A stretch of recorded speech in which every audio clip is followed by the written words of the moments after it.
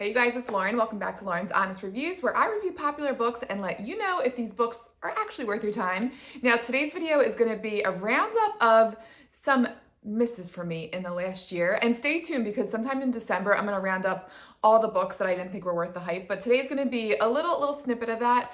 I had some recent disappointments, so I wanted to discuss, and I thought it'd be the perfect time for an overhyped video. So if you're into that, stay tuned. I know not everybody loves discussing books that weren't enjoyed, which I totally get, but you know what?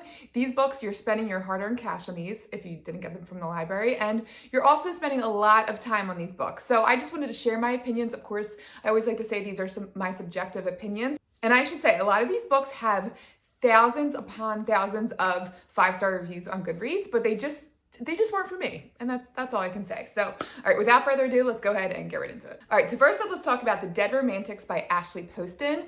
I read another one by her, The Novel Love Story, and you know what? I went into her books knowing that they were about magical realism, and that's not always my thing. I'm generally a romance reader, a thriller reader, lit fic. Magical realism and fantasy usually isn't my thing, but I really did start off liking her books. Like the beginning, they always start off really great for me, but towards the end, I just feel like they get weird.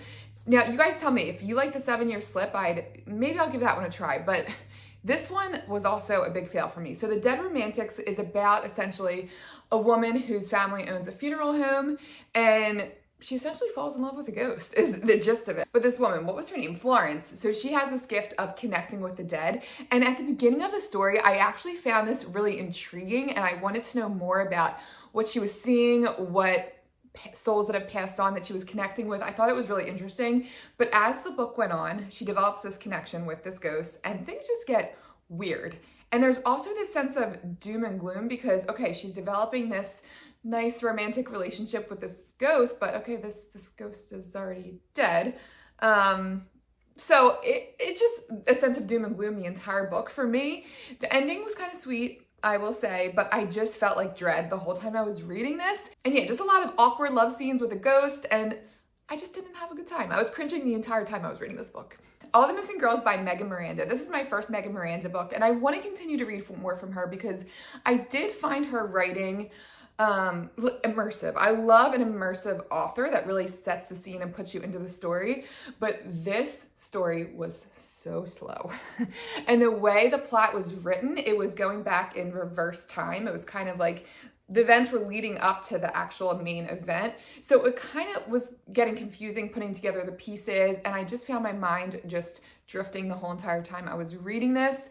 I didn't really have a big connection to the characters. The title's a little misleading because it's not about all the missing girls. It's about, I think, 2 missing girls.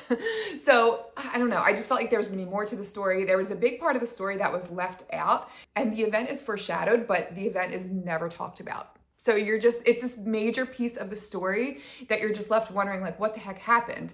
And I get it, maybe this author was trying to get you to think and about the different possibilities, but I just wanted resolution, and I didn't get resolution from this book. And I just thought it was long and drawn out. I gave this a 3-star on Goodreads. Okay, Deep End by Allie Hazelwood. I have to say, I really do love this author. I read Not in Love. I really think that book is so underrated. I love that story. And Love Theoretically was another favorite. Love Hypothesis has been on my list forever too, so I definitely want to read that. But Deep End was a major miss for me. And I think, you know what, the whole plot of this story, if you guys don't know, Scarlett is a swimmer. She has this liking to Lucas, and they both are into the same spicy things, if you know what I mean. So there's this setup here that this is going to be a really juicy book, and it doesn't exactly go there. Like, I wanted it to go deep, and it does not go deep. It just kind of, I don't know, it fell flat for me. And I don't really know much about competitive swimming. My 9-year-old does summer swim. So I thought maybe learning a little bit more about university competitive swimming would be fun, but a lot of it is left unsaid in here. Like, they talk about different rankings and these different competitions, but I wanted Allie to give us a little bit more. And I can see where she was going with us. She probably didn't want to, you know, if you're not into competitive swimming, she probably didn't want to bore you with all the details. But I feel like I would have been more into the story if she gave us more details about the swimming aspect of it. And then also, speaking of details, these the two of them travel to overseas locations. They go to Amsterdam. I forget what the other one was. But I wanted to know more about their travels, and that was like a flat part of the story. Like, you're in Amsterdam, give us like a juicy story. So this one just fell flat. I felt like just not a lot happened. So I gave this, what did I give this on Goodreads? I gave this a 2 stars. First Time Caller by B.K. Borison. This is my first B.K. Borison book, and this was really just a bore to me. I did not find this interesting at all. And I think the problem with it was you knew how the story was going to go. So the whole synopsis of this book, Lucy and Aiden, they meet over the radio. Aiden is a radio host. Lucy gets set up with Aiden on the radio. That's a plot. And nothing else happens in the book. And for a romance, I need more in the plot because romances are pretty much predictable, right? You kind of know the two are going to end up in the end for the most part. And I just needed more. There was this one conflict in the book that I thought was going to be a big deal. It was the neighbor, it was Lucy's best friend comes over like all pissed off. He comes in her door and he's like, yeah, you didn't even tell me what happened. How come you never filled me in on this? And so you thought it was going to be this big event, but the actual thing he was mad at her for was so silly. It was just the fact that, you know, she met Aiden and she left out the details to him. So it was just like, yeah, duh, like, all right, we know this. So the whole story was just kind of long and drawn out for me. Nothing happened in the plot. I felt like this book was way too long. You know what's going to happen in the synopsis of the story, and I just wanted more. So this I gave a 2 star. I thought this was way overhyped. I see why the intrigue was there, especially being on Book Talk. You just see that, not that people post things just for the aesthetics, but I just was seeing this book all over the place. Yes, it has a beautiful, trendy cover, but I don't know. The storyline just did not match my excitement for this book. So yeah, I gave this a 2 star. All right, next up, let's talk about Butcher and Blackbird. I did not finish this whole series. I was just put off at the beginning. This first book one did not do it for me. So this whole concept of this book, you have Sloane and Rowan. They are serial killers that have this kind of like friendly competition going on. Friendly as they're killing people. They're kind of competing in that, like, which one will get to this victim first, kind of a thing. And the whole killings are vigilante killings, so they're seeking revenge.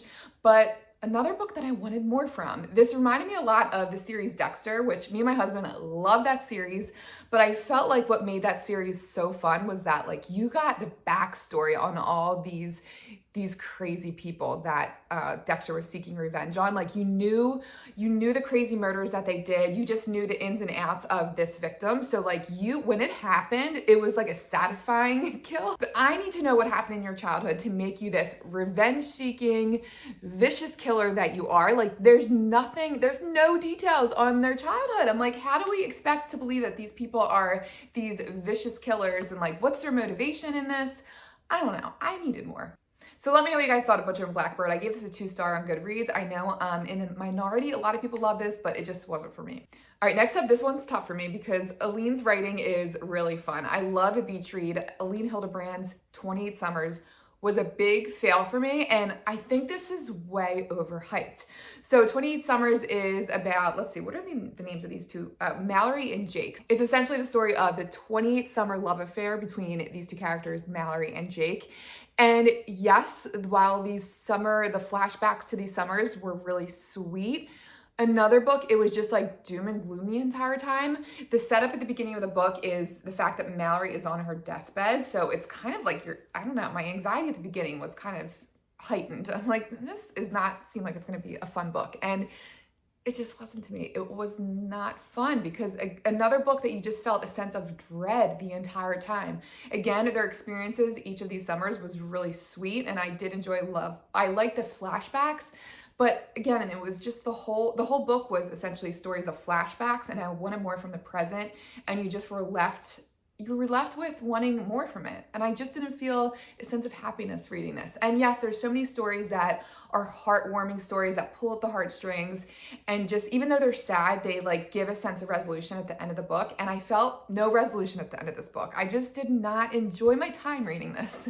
So Aline, yes, I love her books. I mean, The Identicals is one of the most underrated books out there. I thought that story was really fun. If you like a story with kind of like salacious characters, kind of scandalous things happening, that one was really good. I really enjoyed that one. It's long, but it was really good. But yeah, 28 Summers Summers, I don't understand the hype around this. Now, you guys let me know. The Summer of 69 is on my shelves. Let me know what you guys thought of that. I really want to read that one when I'm feeling kind of like a need for a summer vibe in this dark and dreary winter that we'll be having in the Northeast soon. So let me know. But yeah, 28 Summers, I definitely think is overhyped. I gave this a 2-star. Okay, last up, the Rose Hill series by Elsie Silver. I just finished Wildcard. I read Wildcard and Wildside as e-readers. And yeah, I don't think the series is worth it. It pains me to say because I really did enjoy her writing style. I can see why Elsie Silver is such a loved author. There's something about like the way she writes her banter in these stories. You really have like such a pull to all her characters that she writes about, but these plots were a little too slow for me. And again, like I was saying in the beginning, when there's a romance novel, I need some more things to the plot. I will say, book 1 started off strong. I actually gave book 1 a 5-star. I felt like Wild Love was such a fun story. Ford and Rosie are 2 of my most favorite characters from a romance series. I love this. It was still a fast-paced plot. A lot happened in this. It kept me interested, and I just felt the chemistry between Rosie and Ford. I just love them so much. But the next 3 really fell flat for me. So Wild Eyes, I gave a 3-star. It started off strong. There was like this intense, crazy scene at the beginning that really pulls you into the story. And I felt like this could have gone so much further. The female main character is named Skylar. She's actually a female country artist, and they could have went deep into the fandom or surrounding like a female country artist. Like I felt like that could have been so fun, but the whole story was a little slow paced after that initial big event, and it just was a little dull to me in the end. Not a lot happened. And then next up with Wildside. Wildside started off strong. No, it didn't. That's right. Wildside was the slow start for me. I felt like that was a story that was kind of depressing in the beginning. They're talking about a death of somebody that's close to them, and in a way it brings them together, which that part of the story is really sweet. But I don't know. This was one story where I didn't have that pull for the 2 characters, and I just wasn't into Wildside. There's a little twist towards the middle of the book that was a surprise, so that was kind of fun, but another one that fell flat. I gave this a 3-star. So I will say my expectations were a little low going into Wildcard, but I was still excited to read it because I was hearing a lot of hype behind it. People were saying that it was really great. Another one that I just felt like the plot was slow paced. Not a lot happened except at the end of the book. The book kind of started off, it was cute in the way that they met. They have this like chance meeting in an airport. The whole like background behind like something that connects the 2 of these together is kind of wild. So that keeps your interest. Bash, the main character, I just had to look up his name. He was my favorite male character, I think, in all 4 of the series. Well, besides Ford, I really liked Ford in the first book. Something about Bash, like he just gave off that big male macho energy. He like saves the day in the end, and it does end with a bang, but a couple of the characters throughout the story, Clyde, I didn't really feel a pull to, and I don't know, I just wasn't invested in this story. So let me know what you guys thought about this. Again, this is my first Elsie series. I really want to try, not Rose Hill, Chestnut Springs. Everybody loves Chestnut Springs. Let me know, is it worth the read? I just feel like, am I not a series girl? I don't know. Because again, this series started off with a bang. I loved Wild Love so much, but it just got a little dull for me towards the middle. And I can't believe I'm saying that because the spice in these books is really good. Like Elsie Silver can write spice, but I felt like that was like almost the only exciting thing in these books. I just wanted more, except again for Wild Love. I would honestly recommend this as a standalone romance. Like that's another thing. You're not really left wanting more. Like at the end of this book, yes, it talks about like a little foreshadowing about the other characters, but there's still no unanswered questions. So you could definitely read this as a standalone. I really think this is worth a read. It's a really easy read, big font. It looks like it's a long read, but big font here. It's a really quick read. If you want like a nice lighthearted romance, I really loved book 1. Book 1, definitely a 5-star, but each of the rest of the books I gave 3 stars. And for me, if the follow-up books are only a 3-star, sometimes a 3-star read can be worth your time. But when it's a whole series, no, I did not think this was worth the time. So unfortunately, Rose Hill, not worth the hype. Ooh, that's horrible lighting. Hello guys, let's find a better spot. I just realized I'm editing my video and I never said goodbye to you guys. And I always like to close out with a thank you. You guys are the best. Thank you guys so much for watching. Share your comments down below. I'd love to know what you guys have been reading that left you like flabbergasted in the end. Like, why was there so much hype behind this book? There has to be others out there that are just like wondering like where the heck did these 5-star reviews come from?